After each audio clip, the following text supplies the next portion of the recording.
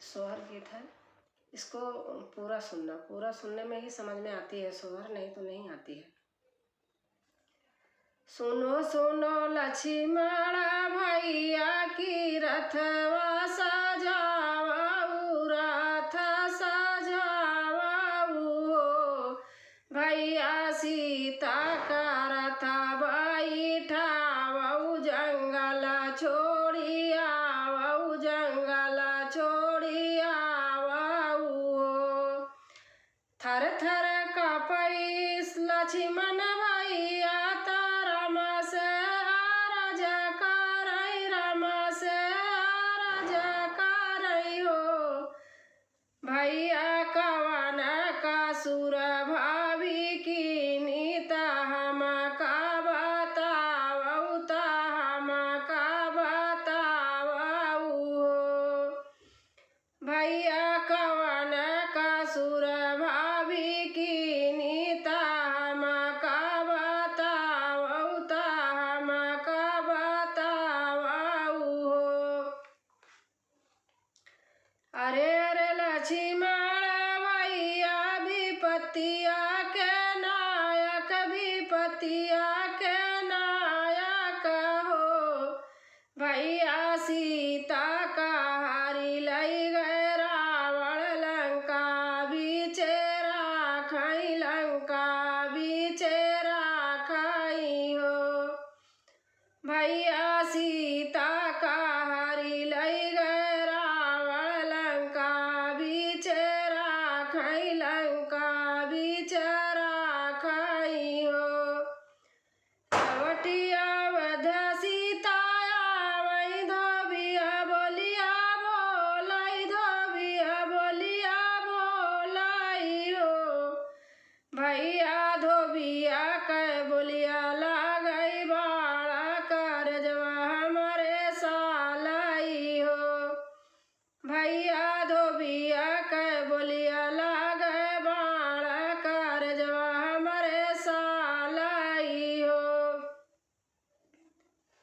तुम्ही मोरे भैया से भैया तू ही न सिरा साहब हो।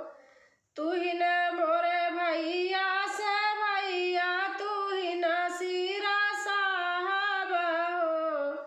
भैया जिरवैया से भाभी पातर, कुसुमाया सा सुंदर हो। भैया जिरवैया से भाभी पातर, कुसुमाया सा सुंदर हो। भैया ताजे भैया तीज है गरुए गरीब से, जंगल कैसे रही है हो। भैया तीज है गरुए गरीब से, जंगल कैसे रही है हो। सभा से उठे लक्ष्मण भैया, तरथ सजावई, तरथ सजावई हो। सखिया सीता का रथ बैठावई, जंगल छोड़ी आवई हो। सखिया सीता का रथ बैठावई, जंगल छोड़ी आवई हो। तब इत उत कुटिया निहारई, डगरिया में भटकई, डगरिया में भटकई हो। तब कुटिया के पास गई, कुटिया के पास गई हो। धीरे धीरे कदम बढ़ावे, गुरु के पास पहुँचे, गुरु के पास पहुँचे न हो। राम भीतर से निकरे है, गुरु जी ता दुख सुख पूछाई हो। राम भीतर से निकरे है, गुरु जी ता दुख सुख पूछाई हो। के कर आयु तू ही धरिया, तब के कर बाहुरिया हो। के कर आयु तू ही धरिया, तब के कर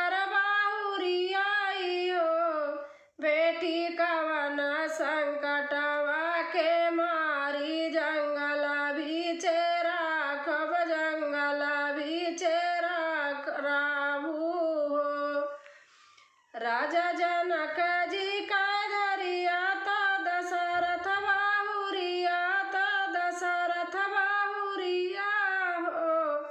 गुरु हमका दे देऊ काठिन दुख काटिता हो। गुरु हमका दे देऊ काठिन दुख हम काटिता हो। 8 मास नव के लागत सीता भाई अनमन सीता भाई अनमन हो। साखी भोर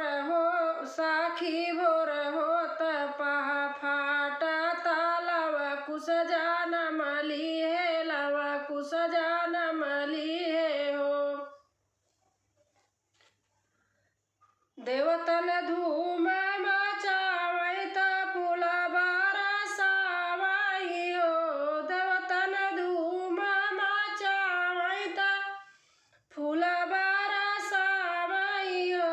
सखिया सीता के जनमे होरी लावा सखिया मंगल गावई हो। सखिया सीता के जनमे होरी लावा सखिया मंगल